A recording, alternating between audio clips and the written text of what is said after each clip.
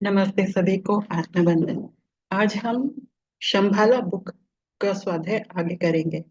तो हमने इस ऑथर के बारे में सुना समझा पिछले सत्र में, और इस किताब के बारे में समझा। शंभाला जो एक एस्ट्रल सिटी है, उसके बारे में थोड़ा बहुत चर्चा की।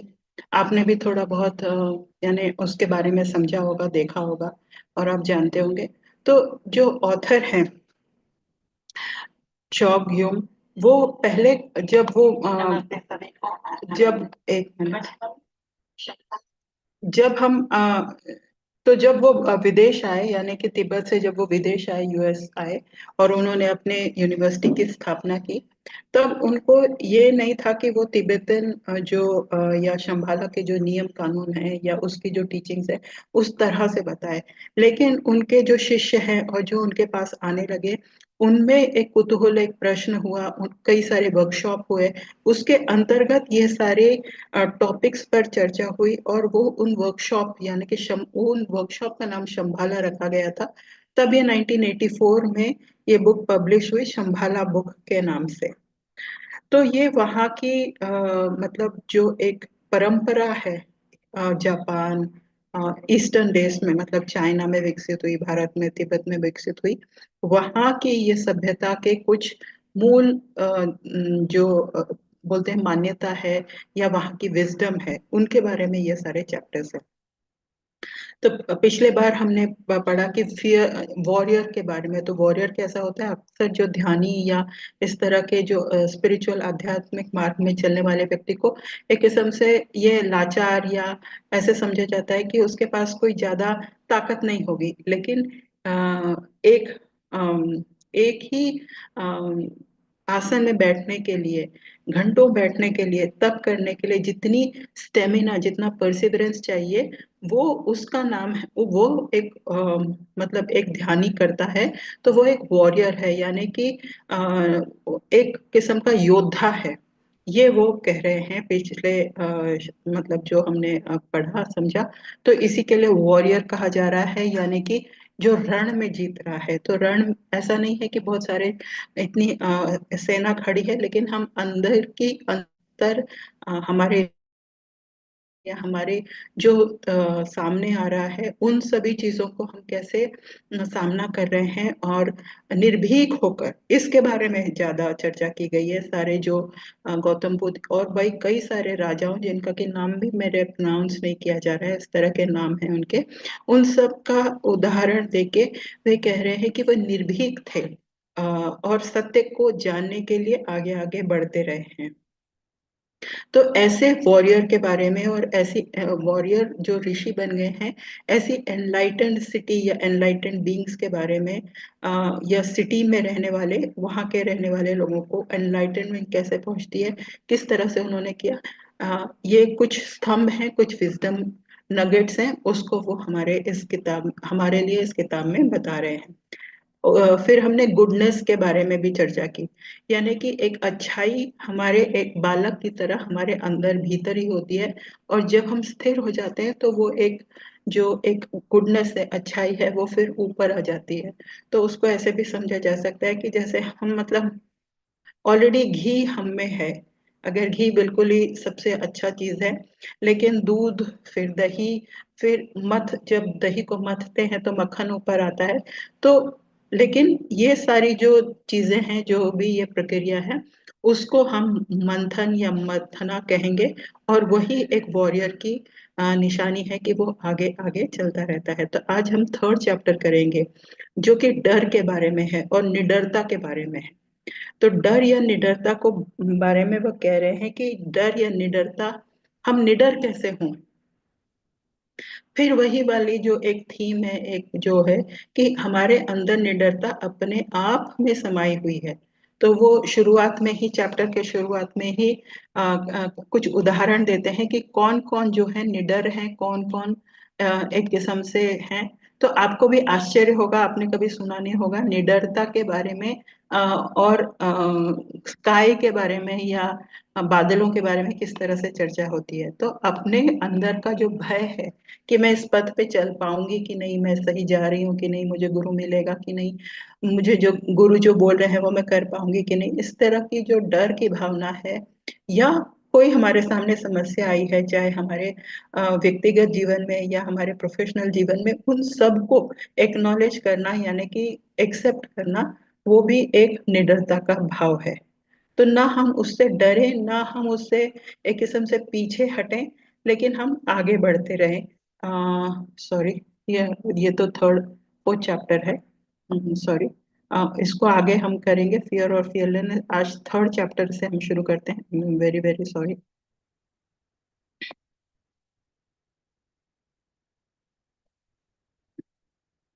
सैडनेस से शुरू करते हैं। कि प्रैक्टिस, जब हम स्थिर बैठते हैं तो हम उस प्रैक्टिस से अपने आप को डेवलप करते हैं, और अपने बारे में ही, अपने बारे में जानते जानते हम अपने ही बारे में एक तरह से सिंपैथेटिक हो जाते हैं, या अपने आप को सही से पहचानने लग चलते हैं। तो इनके बारे में मैं कह रही थी कि जब हम एक जगह पे बैठते हैं, तो जब धरती पे बैठते हैं, तो आप भी सोचते होंगे कि ये धरती एक टिकी कैसे रहती है। तो ये मेरे भी मन में ये भाव आ रहा था जब महाकुंभ हो रहा था, तो कितने करोड़ों लोग वहां चले गए। मुझे लगता है ये धरती में कितनी ताकत है कि वो वहां पर करोड़ों लोगों की वजन को लिए हुए है, और एक भी इंच या ऐसे नहीं धंसती है। तो वही चीज बताई गई है कि जो सैडनेस है, और ये उसको उसको समझने के लिए धरती माँ के बारे में, कि उसमें इतनी ताकत है। कहने के अर्थ कि हम धरती या आसमान को समझने के लिए जब हम देखते हैं, तो उनमें जो ताकत है वो हम में भी है। ये कहना कि जो हमारी चाहे अच्छाई है, चाहे वो निर्भीकता है, या हमारे अंदर जो ताकत है किसी भी डर से, किसी भी दुख से आगे बढ़ने का, वो हमारे अंदर है। तो जो भी बेसिक हमारे अंदर गुडनेस है, या बेसिक हमारी जो अच्छाइयाँ या गुण हैं, उन पे परत सी जमी हुई है। कल भी मैंने ये सेंटेंस बोला था। तो हम भी उसी तरह, जैसे कि आसमान की तरह एकदम विस्तृत हैं, धरती माँ की तरह एकदम बहुत स्थिर हैं, और जो धरती जैसे पूरी लगातार 24 घंटे स्पिन हो रही है, उस तरह हम नियमित या डिसिप्लिन्ड हैं। और ये सारी जो अच्छाइयाँ हैं, गुण हैं, टैलेंट है, वो हमारे अंदर भी समाया हुआ है। तो किसी बेसिक, मतलब कोई भी हमें इस तरह से कभी जब भय लगे, तो हमें नेचर की तरफ जाकर देखना है कि ये सारे गुण तो मेरे अंदर भी हैं। तब हमारे अंदर एक किस्म से हम बैलेंस हो जाते हैं, या उनमें की जो शक्ति है वो हमारे साथ आ जाती है। तब हम अपने जो अच्छाइयाँ हैं, अपने गुण हैं, उसको एक किस्म से रिजेक्ट नहीं करते रहते। हम उसको अपनाने के लिए एक किस्म से मजबूर हो जाते हैं। उसके बैलेंस में आना क्या मतलब, कि हम उसके साथ एक साथ हो जा रहे हैं, हम उसके चीजों को, उसके गुणों को अपना रहे हैं, और समझ रहे हैं कि उसमें जो गुण है, यानी धरती में जो एक किस्म का कठोर होने का गुण है, या आगे बढ़ने का, या अपनी स्थान पे रहने का जो गुण है, वो मुझ में भी है। तो वैसे अर्थ को बैलेंस करने के लिए एक अलग तरीके से भी हमने पढ़ा होगा, सीखा होगा। लेकिन ये भी एक तरीका है कि वो जब धरती माँ होती है, तो हमें ऐसा लगता है कि वो नरिशिंग है, उसमें ताकत है, उसमें सारे न्यूट्रिएंट्स हैं, उस वाली चीज। और हम भी उसी से बने हैं, तो हम में भी वो सारे गुण हैं, ये वो कहते आ रहे हैं। तो इसमें डरना क्या। और इसी से आगे जब, तो ये एग्जाम्पल बहुत ही अच्छा है, एक अलग किस्म की तरह की सोच है कि हम जब, तो तब हमें ना, ना हमें भय आएगा। और भय के कारण कभी कभी क्या होता है कि हम एक, अगर कोई आदमी डरा होता है, तो उसका एक तो वो चुपचाप हो जाता है। लेकिन कई बार डर के कारण हम एग्रेशन यानी कि लड़ाई झगड़ा भी करने लगते हैं। यानी कि कभी कभी आपने देखा होगा कि जो लड़ता कौन है, जो डरता है, और डर को भगाने के लिए वो एक किस्म से एग्रेसिव या ऐसे मतलब किसी को ऊंची आवाज में या लड़ाई झगड़े के उतारू हो जाता है। तो ना हम निर्भीक होना एक तरह का गुण है, लेकिन लड़ाई करना, वो लड़ाई करने तक ना पहुंचे, ये बात वो कह रहे हैं। तो जैसे निश्चल निर्मल एक सनलाइट है, वो सभी अम, पशु पक्षी या वेजिटेशन या पत्तों को उस पे वो नहीं करती कि भाई ये कमजोर है तो मैं उसको कम लाइट दूंगा, या ज्यादा बड़ा है तो ज्यादा लाइट दूंगा, नहीं, पूरी तरह से सभी तरह पे एक ही तरह की लाइट होती है। तो इस तरह से नेचर के जो ये नेचुरल फंडामेंटल लॉज हैं, उसके बारे में ये थर्ड चैप्टर है। और अपने डर को हम कैसे आगे बढ़ें, तो जो बैलेंस करने की बात होती है, नेचर के साथ अलाइन करने की बात होती है, वो कही जा रही है थर्ड चैप्टर में। आपके पास ये बुक आए, आप खरीदना चाहें तो आप जरूर खरीदें। तो अपनी अच्छाई, निर्भीक होने को नेचुरल फंडामेंटल लॉ की तरह देख रहे हैं। ये जेन्युइन जो हमारा हृदय है, वो इस तरह का बना हुआ है कि सबको समा लेने वाला, सबको एक तरह से प्यार करने वाला, लेकिन पोजेस नहीं करने वाला। यानी कि ये मेरा है तो मैं इसको ज्यादा प्यार दूंगी, इस तरह का नहीं। तो जो जिस तरह हमारी जो हमारे दिल में है, वो एक सनलाइट की तरह, एक सूरज की तरह काम करने लगा है। यानी कि हमारा दिल बड़ा हो जाएगा, दिल खुल जाएगा। हार्ट जो है वो जो बंद सा है, संकुचित है, डरा हुआ है, वो धीरे धीरे करके, एक कल सांस के बारे में था कि स्थिरता आएगी, तो तब हम जो भी हमारे अंदर की जो भी टैलेंट है वो बाहर आएंगे।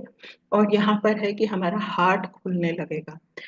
कई बार हमारे मन में होता है कि open your heart, open your heart, इसका क्या मतलब है कि किसी भी इंसल्ट करने वाले व्यक्ति से या किसी भी लड़ाई करने वाले से व्यक्ति से हम न डरें न झुकें, निर्भीक होकर आगे बढ़े, पर उसी तरह हम लड़ाई करने पर भी उतारू न हो। इसको एक किस्म से फियरलेसनेस कहा जाएगा, और ये एक वॉरियर के गुण है। तो मैं आशा करती हूँ कि ये पॉइंट को हम फिर यहीं पर रखें। वैसे इस चैप्टर में कई सारे उदाहरण अलग तरीके से दिए गए हैं, जो हम न्यू एज की बुक्स में पढ़ते आए हैं कि उसमें उससे थोड़ा सा अलग दिया गया है। तो फिर से अब हम चौथे चैप्टर पे आ जाते हैं, डर, निर्भीकता, डर के बारे में। तो सैडनेस और डर थोड़ा बहुत एक किस्म ही लगता है, लेकिन यहाँ पर ये कहा गया है कि जब हम एक किस्म से पैनिक मोड में आ जाते हैं, या कई बार ऐसे हो जाता है कि बहुत सारे जो विचार हैं साथ में आने लगते हैं कि मुझे ये भी करना है, ये भी करना है, ये भी करना है, इस तरह की बहुत सारी जिम्मेदारियां हो जाती हैं, चाहे स्त्री में, चाहे पुरुष में, चाहे बच्चे भी। जब एग्जाम आता है तो कई सारी चैप्टर्स को साथ में पढ़ना पड़ता है, तब हम एक किस्म से डर जाते हैं। तो उस समय क्या करना है कि हम एक किस्म से हम अपनी चीजों को, अपने रेस्टलेस माइंड को, अपने जो भय से जो हमारा दिमाग और परेशान हो रहा है, फिजिकल में भी हम भय हो रहे हैं, तो उससे हम डिप्रेशन में चले जाते हैं, डिस्करेज हो सकते हैं, लेकिन ऐसा नहीं करना है। लेकिन अपनी भाव भंगिमाओं को देखना है कि अरे मैं कैसे टाइट सी हो गई हूँ, अरे मैं कैसे डर सी गई हूँ, कैसे मैं एक कावड़ की तरह बिहेव कर रही हूँ, कैसे मैं छिपना चाह रही हूँ। मैं अपने आप को इस तरह, मतलब मैं अगर इतनी बड़ी या इतनी नेचर इतना अगर विस्तारित है, लेकिन मैं अपने आप को बहुत छोटा समझ रही हूँ। तो अंग्रेजी में अगर हम कहें तो उस फियरलेसनेस को क्या मतलब, उसमें भी फियर आ जाता है, लेकिन हमें यह समझना है कि हम डर से पार करें, यानी कि फियर से आगे जाएं, बियॉन्ड जाएं। यानी कि उसके लिए एक अलग टैलेंट, अपनी स्किल को समझ में आए कि ये टैलेंट या फियर जो है हम में है, और हम अपनी नर्वसनेस में या इस तरह के रेस्टलेसनेस में उस एक डर से जो है, निर्भय भय से जो है हम संकुचित हो गए हैं, लेकिन हम इस दुख भरे या भय से आगे पहुंच सकते हैं, सिर्फ उसको समझ लें। जब हम इस तरह के ऐसे ऐसे आगे आगे बढ़ने लगे, या कभी कभी जो होता है डर में हम है ना अपने शब्दों को काटने लगते हैं, या छोटे छोटे वर्ड्स बोलते हैं, पूरा सेंटेंस नहीं बोलते हैं, खिलखिला कर हंसते नहीं हैं। तो जो भी हो रहा है बस उसको एक किस्म से देखें, समझें। और फिर अपने डर को एक किस्म से धीरे धीरे धीरे करके क्षीण होने दें, उसको जाने दें और एक वॉरियर की तरफ फिर आगे बढ़े। तो वॉरियर बनने के आपका क्या एक्सपीरियंस हो सकता है, या ये कह रहे हैं, वो ये कह रहे हैं कि जब हम अपने निर्भीकता को खोलते हैं तो वो एक तरह से हमें इतनी ऊर्जा ले आता है, एक किस्म से वो उसमें हमारी एक बहुत सारे टैलेंट या बहुत सारी ऊर्जा जो कि कम हो गई है उसको खोल देता है। तो हमें एक किस्म की बहुत सारी अ, ऊर्जा आ जाती है, यानी कि हमारा मणिपुर चक्र जो है वो एक एक्टिवेट हो जाता है और हम कोई भी एक्शन ले सकते हैं, या जो भी डर जिससे हम डर रहे हैं उस पे हम भिड़ सकते हैं।